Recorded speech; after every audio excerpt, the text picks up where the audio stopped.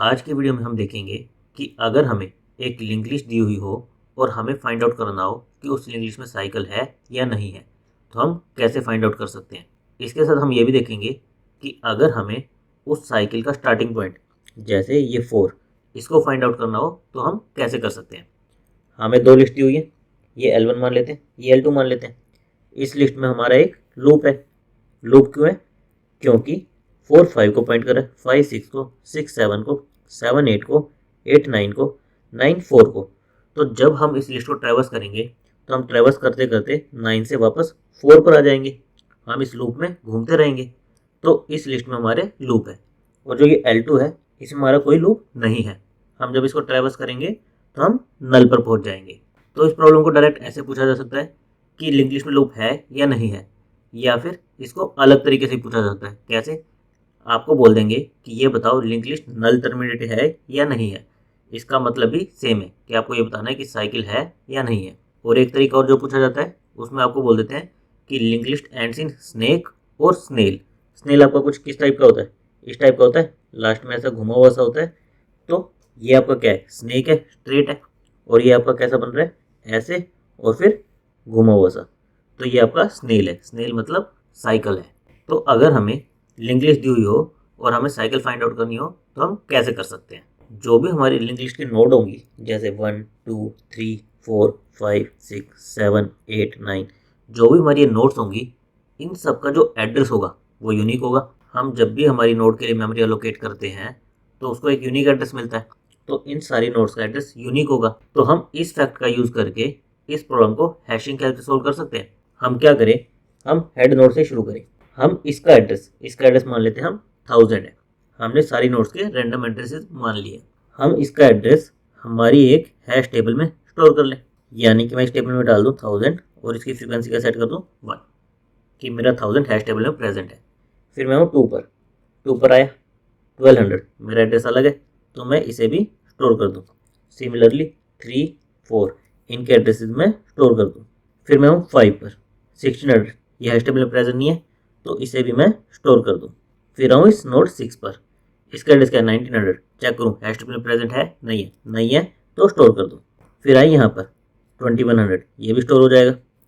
2200 ये भी स्टोर हो जाएगा। फिर आए 9 पर 2500, ये भी हमारे हैश टेबल में नहीं है तो ये भी स्टोर हो जाएगा।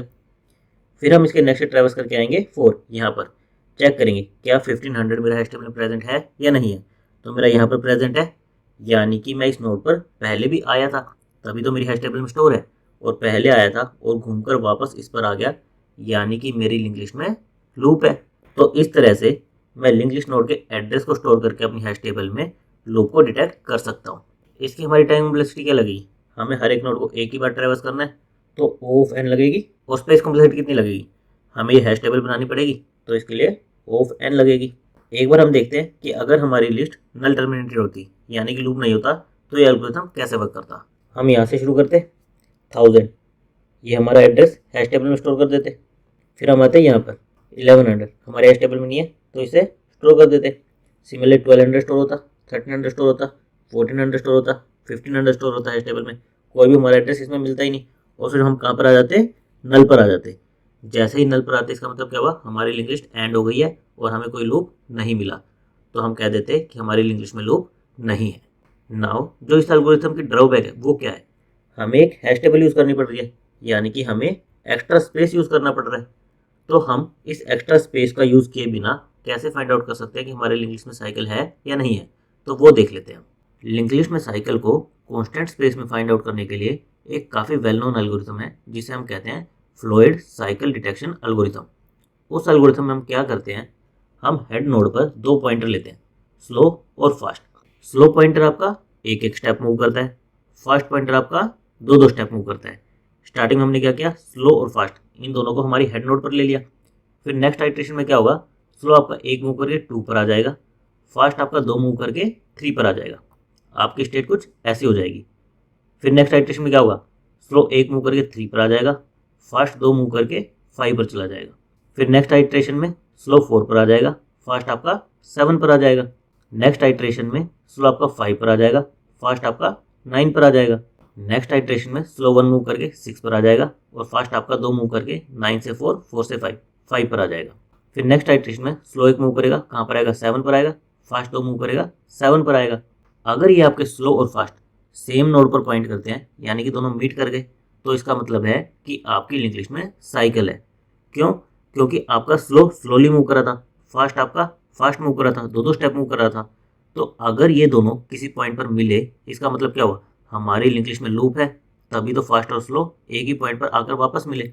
अदरवाइज अगर हमारी लिंक लिस्ट में लूप नहीं होता तो हमारे स्लो और फास्ट पॉइंटर कैसे मूव करते। अगर हमारी लिंक लिस्ट कुछ ऐसी होती जो कि नल टर्मिनेटर होती, यानी कि इसमें लूप नहीं था, तो हम इस एल्गोरिथम पर कैसे वर्क करते। हमारे स्लो और फास्ट स्टार्टिंग में हेड पर पॉइंट करते, फिर स्लो 1 मूव करता, फास्ट 2 मूव करता, स्लो आता 2 पर, फास्ट आता 3 पर, फिर स्लो आएगा 3 पर, फास्ट आएगा 5 पर, स्लो आएगा 4 पर, फास्ट आएगा नल पर। जैसे ही फास्ट मेरा नल हो गया, यानी कि मेरी लिस्ट टर्मिनेट हो गई और मुझे कोई लूप नहीं मिला, तो मैं यहीं से रिटर्न कर दूंगा कि मेरी इस लिंक लिस्ट में लूप नहीं है। अगर मेरी लिंक लिस्ट में लूप होगा तो मेरे स्लो और फास्ट पॉइंटर मीट करेंगे ही करेंगे। क्यों? क्योंकि स्लो मेरा धीरे चल रहा है, फास्ट मेरा फास्ट चल रहा है। नाउ मान लेते हैं कि हमारी लिंक लिस्ट में साइकिल है और हमारे स्लो और फास्ट पॉइंटर दोनों एक पॉइंट पर मीट कर गए। इससे हमें पता चल गया कि हमारी लिंक लिस्ट में साइकिल है। अब हमें साइकिल की स्टार्टिंग नोड यानी कि 4 ये फाइंड आउट करनी है। तो ये हम कैसे कर सकते हैं? इसके लिए आपको क्या करना है, इन दोनों में से एक पॉइंटर आइदर स्लो या फिर फास्ट, एक पॉइंटर को आपको हेड पर ले जाना है। मान लेते हैं हम स्लो को हेड पर ले गए और दूसरा पॉइंटर आपका यहीं रहेगा। फिर उसके बाद हमें क्या करना है, हमें दोनों को 1-1 स्टेप मूव करना है। जैसे स्लो 2 पर आएगा, फास्ट 8 पर आएगा, स्लो 3 पर आएगा, फास्ट 9 पर आएगा, स्लो 4 पर आएगा, फास्ट भी आपका 4 पर आएगा। जैसे ये पॉइंटर मीट करेंगे तो वो वाली नोड आपकी स्टार्टिंग नोड होगी आपकी साइकिल का। हमारे स्लो और फास्ट पॉइंटर दोनों 7 को पॉइंट कर रहे थे, दोनों यहाँ पर मीट थे। हम स्लो को ले गए 1 पर, फास्ट को रखा हमने 7 पर। फिर दोनों को यहाँ से एक एक मूव करना है। स्लो आएगा आपका 2 पर, फास्ट आ जाएगा 8 पर, स्लो आएगा 3 पर, फास्ट आ जाएगा 9 पर, स्लो आएगा 4 पर, फास्ट आएगा 4 पर। जैसे ये पॉइंटर दोबारा से सेम नोड को पॉइंट करेंगे, वो नोड आपकी साइकिल की स्टार्टिंग नोड होगी। वो नोड हमारी स्टार्टिंग नोड क्यों होगी, इसके लिए हमें थोड़ा सा मैथमेटिक्स समझना पड़ेगा। तो एक बार हम वो देख लेते हैं। अगर हमारी लिंक लिस्ट में साइकिल है तो हमारी लिस्ट कुछ किस तरह की होगी।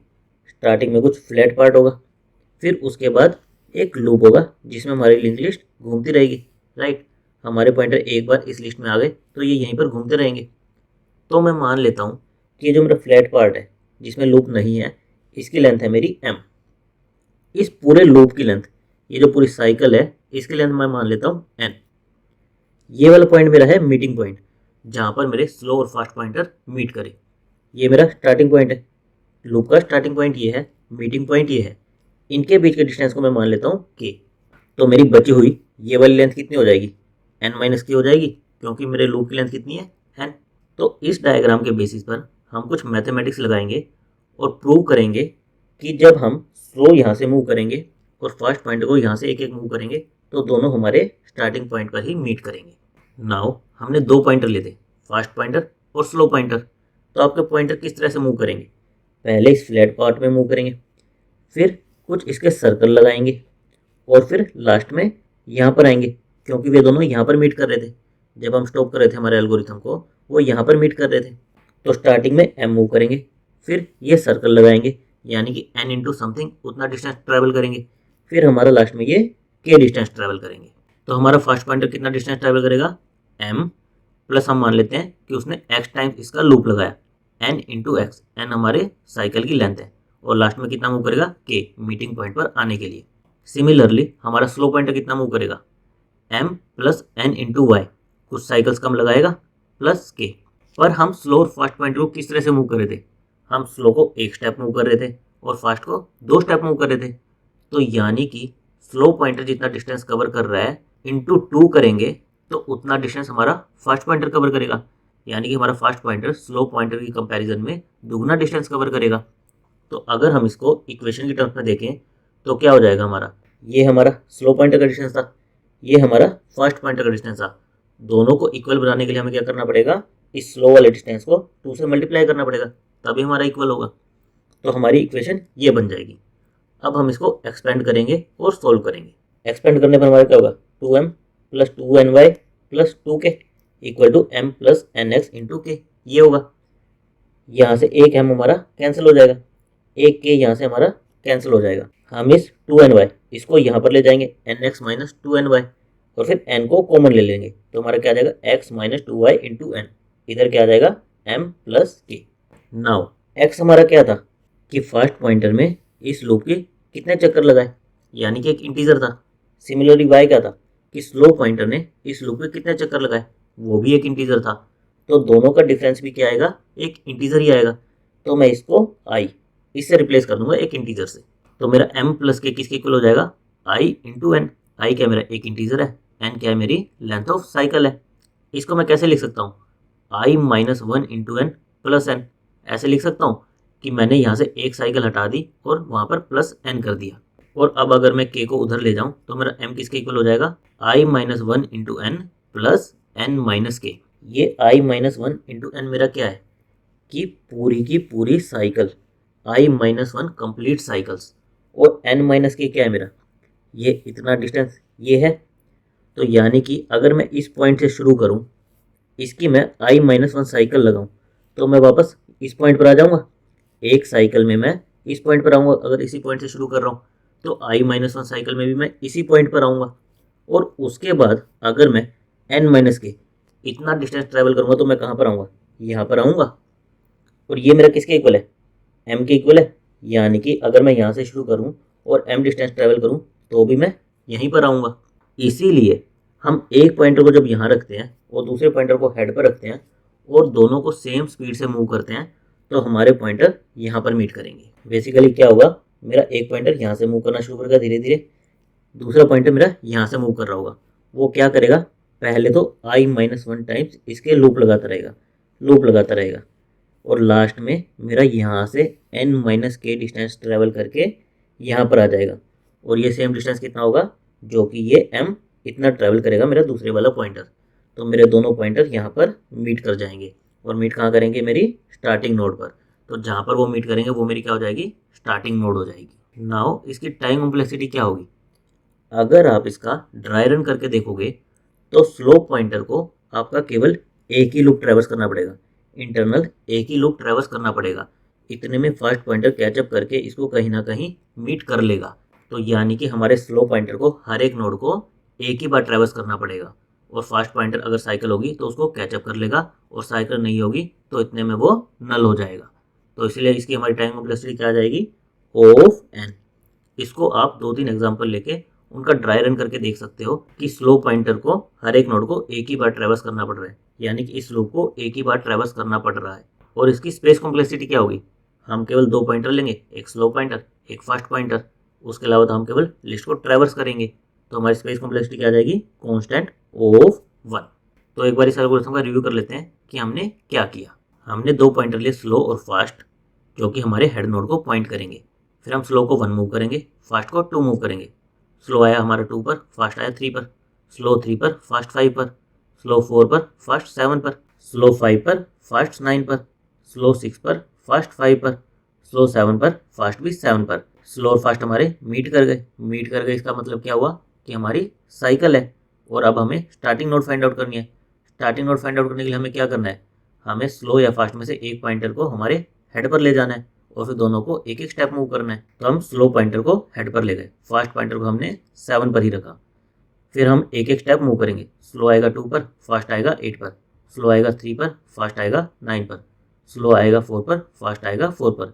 जैसे ही ये मीट करेंगे तो वो वाली नोड हमारी क्या हो जाएगी, स्टार्टिंग नोड ऑफ साइकिल। तो इसकी हमारी टाइम कॉम्प्लेक्सिटी क्या रहेगी, ऑफ एन, और स्पेस कॉम्प्लेक्सिटी क्या रहेगी, ऑफ 1।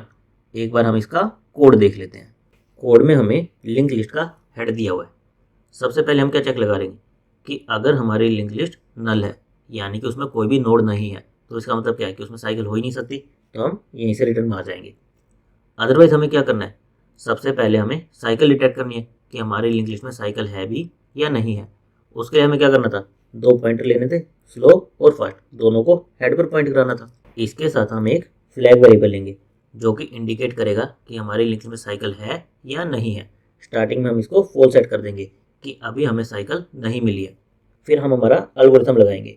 हमारा एल्गोरिथम क्या था, हम स्लो को एक स्टेप मूव करेंगे और फास्ट को 2 स्टेप मूव करेंगे, यानी स्लो को स्लो के नेक्स्ट पर लेके जाएंगे, फास्ट को फास्ट के नेक्स्ट पर लेके जाएंगे। अब क्योंकि हमें फास्ट के नेक्स्ट का नेक्स्ट एक्सेस करना है तो ना ही हमारा फास्ट नल होना चाहिए और ना ही फास्ट का नेक्स्ट नल होना चाहिए, अदरवाइज हमें क्या होगा, नल एक्सेप्शन आ जाएगा।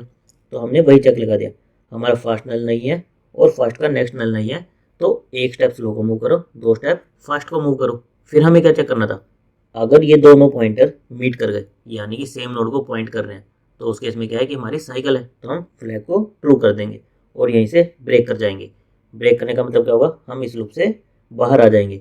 बाहर आकर हम starting node of cycle find out करने की कोशिश करेंगे। हमारा ये लूप पूरा हो गया, इसमें या तो हमें साइकिल मिल गई और हमने फ्लैग को सेट कर दिया, या फिर हमारी लिंक लिस्ट टर्मिनेट हो गई, हमें साइकिल नहीं मिली तो हमारा फ्लैग फॉल्स रह गया।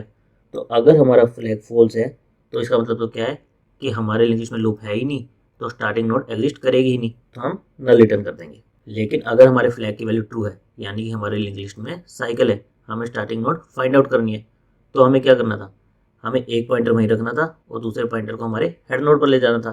तो हम स्लो पॉइंटर को हेड नोड पर ले गए। फिर हमें क्या करना था, दोनों को एक एक स्टेप मूव करना था। तो जब तक ये दोनों इक्वल नहीं हो जाते, मीट नहीं कर जाते, तब तक हम स्लो को स्लो के नेक्स्ट पर ले जाएंगे, एक स्टेप मूव करेंगे, और फास्ट को भी फास्ट के नेक्स्ट पर ले जाएंगे। जैसे ही ये मीट कर जाएंगे तो वो हमारी नोड क्या होगी, स्टार्टिंग नोड ऑफ साइकिल होगी।